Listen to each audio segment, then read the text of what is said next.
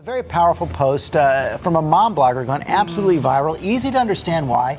She tells a scary story about how the distraction of a trivial email almost took her daughter's life.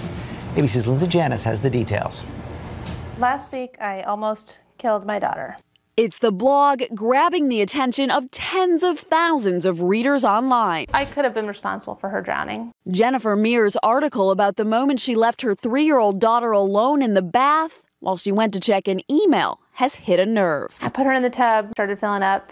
I went to go find my son so I could put him in the shower. Saw the iPad, heard the little ping, an email from a friend. I felt compelled to respond to it. Daughter had probably been alone in the tub for about 2 minutes. By the time she got back to the bathroom, little Ruby had fallen fast asleep, slumped against the side of the tub. I felt like I couldn't breathe. If I had taken the time maybe to answer one more email, try to squeeze in one more thing, it really did haunt me to think about what could have happened. Luckily, Ruby was just fine, but Mir, who's pregnant with her 3rd child, says it was a wake-up call, that she's become too distracted by social media and multitasking in general.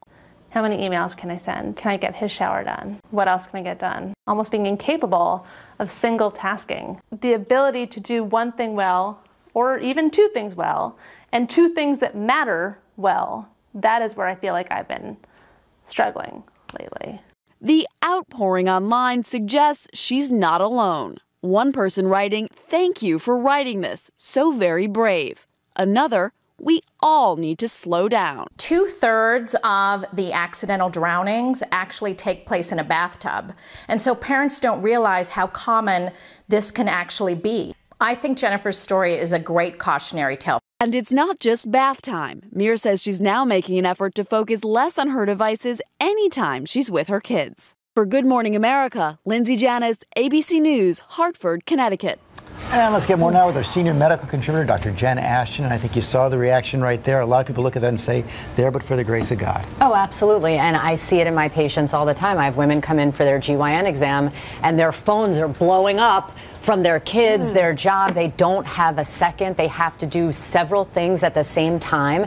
And whether it's a physical life or death consequence or just emotionally, knowing that you're not fully in the moment, it's very difficult. And you said you experienced something like this. Robin, I did this with my first child. I left my son when he was 10 weeks old inadvertently in a car for 10 minutes in the summer when there were a bunch of us in the car, you guys. Everyone got out thinking they each had the baby. And it wasn't until we were going to see President Clinton, by the way. And we wanted to get a view. And we were all standing there and we said, "Where's the baby?" Wow. And you know what? It can happen. Your heart and has been pounding. It was the worst feeling of my life. I mean, I think we've all, I know I had a moment with Serena at a playground. And all of a sudden you look up and she's at the top of the jungle gym. And you think, wow, how did she get to the top of the jungle gym? I remember it's terrifying. Some people think it's social media, but my mother used to get distracted by General Hospital. I get distracted by Sunny Corinthos all the time.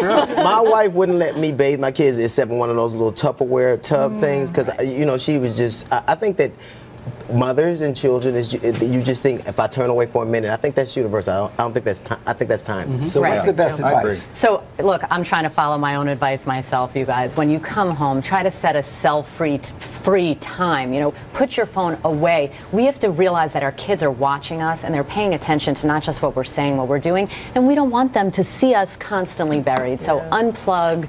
Give them your full undivided attention. Mimic our behavior. Absolutely. All right, Jen, thanks so much.